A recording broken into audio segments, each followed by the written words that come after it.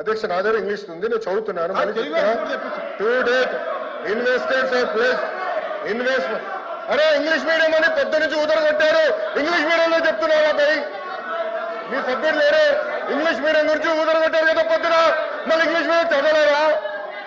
అరే పొద్దున English medium English medium English medium అన్నారు. అరే ఇంగ్లీష్ లో చెప్తే భయపడతారు.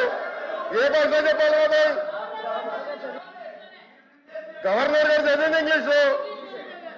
మీరందరూ బైకాట్ చేయకుండా కూర్చుని ఉంటే బాగుండేది. అరే అది కాదు భయ్, ఇంగ్లీష్ మీడియం చదవకూడదా?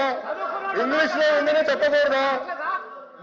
అరే మీరే ఇంగ్లీష్ మీడియం అని పెద్ద ఊదర కొట్టారు.